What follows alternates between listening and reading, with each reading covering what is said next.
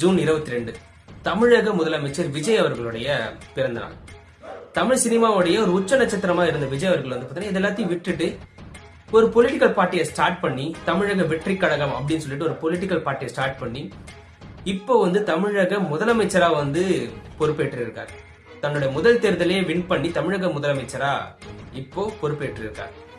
அவர் வந்து இந்த political party start பண்ணும்போது அவர் மேல பல விமர்சனங்கள் வந்து இந்த அரசியல்வாதிகள் எல்லாருமே வந்து விஜய் அவர்கள் மேல ஒரு விமர்சனம் வச்சாங்க. என்னன்னா விஜய் அவர்கள் வந்து மக்கள் எதுவும் சந்திச்சதே இல்லை, எந்த உதவியுமே செஞ்சதில்லை, எதுவுமே அவர் மக்களுக்காக செய்யல அப்படின்னு சொல்லிட்டு ஒரு நெரேட்டிவ் ஒன்று செட் பண்ணாங்க. விஜய் அவர்களுடைய அந்த மறைக்கப்பட்ட முகம் என்னன்னு சொல்லிட்டு நம்ம இப்ப சொல்லலாம். 2023 வெள்ள நிவாரண நிதி, 2017 அப்பவும் வெள்ள நிவாரண நிதி விஜய் அவர்கள் கொடுத்தார். 2015 அப்பவும் வெள்ள நிவாரண நிதி விஜய் அவர்கள் கொடுத்தார். கேரளால வெள்ளம் ஏற்பட்ட பொழுது 5 கோடிக்கும் மதிப்பிலான இந்த பொருட்களை வந்து கேரளாக்கு அனுப்பி வச்சார், கேரள மக்களுக்காக.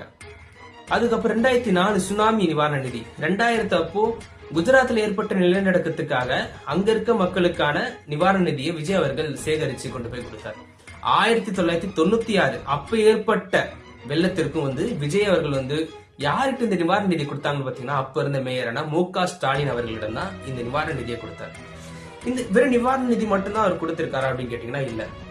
அவர் வந்து பாத்தீங்கன்னா இன்னொரு ஒரு நரேட்டிவ் அவர் மேல செட் பண்ணது என்னன்னா இந்த கல்வி விருது இப்பதான் கொடுக்கறாரு. பொலிட்டிக்கல் பார்ட்டி ஸ்டார்ட் பண்ணதுக்கு அப்புறம் இந்த பசங்கள் நிறைய கவர் பண்றதுக்காக அவர் பண்றாருன்னு சொன்னாங்க. இல்லங்க, அவர் பல வருஷமா அதை பண்ணிட்டு தான் இருக்கார். 2013 2012 இந்த காலகட்டங்கள்ல இருந்து அவர் பண்ணிட்டு தான் இருக்கார். இது என்னன்னா அப்ப அந்த மீடியா பெருசா அவரை கவர் பண்ணல. இப்போ மீடியா வந்து கவர் பண்ணதுனால இது ரொம்ப பெரிய ஒரு விஷயமா வந்து தெரிய வந்தது. அவ்வளவுதான் விஷயம். அதே போல இங்க வந்து விஜய் அவர்கள் வந்து எந்த போராட்டத்திலுமே ஈடுபடலன்னு சொன்னாங்க. ஜல்லிக்கட்டு போராட்டம் அவர் வந்து கலந்து கொண்டார். 2009 அப்போ வந்து ஈழத்தமிழர்கள் இலங்கையில சுட்டு கொல்லப்பட்டாங்க. அப்போ அதை எதிர்த்து தமிழ்நாட்டுல வந்து பாத்தீங்கன்னா ஒரு நாள் ஃபுல்லா உண்ணாவிரதம் இருந்து தன்னோட ஃபேன்ஸை கேதர் பண்ணி அந்த உண்ணாவிரத போராட்டத்தை நடத்தினார். அதுவும் இல்லாம ஸ்டெர்லைட் போராட்டம் நடத்தியவர்கள் மீது வந்து பாத்தீங்கன்னா துப்பாக்கி சூடு நடத்தினாங்க. அவங்க வீட்டு எல்லாருக்கும் போயிட்டு ஒவ்வொருத்தர் வீட்டுக்கும் போயிட்டு இரங்கல் தெரிவிச்சது மட்டும் இல்லாம ஒவ்வொருத்தருக்கும் 1 லட்சம் ரூபாய் டொனேஷன் பண்ணார். கொரோனா நிவாரண நிதி 1,30,00,000 ரூபாய் வந்து பாத்தீங்கன்னா டொனேஷன் பண்ணார். சோ இது போல இன்னும் பல விஷயங்களை பண்ணிருக்காரு. ஏழை மாணவர்கள் வந்து படிக்க வச்சிருக்காரு. லாரன்ஸ் அவர்கள் கேட்டுக்கொண்டதுனால வந்து பாத்தீங்கன்னா ஒரு குழந்தையுடைய அறுவை சிகிச்சைக்கான மொத்த செலவுமே வந்து பாத்தீங்கன்னா விஜய் அவர்கள் ஏற்றிருக்காரு. இது லாரன்ஸ் அவர்களே வந்து பாத்தீங்கன்னா மேடையில சொல்லியிருக்காரு.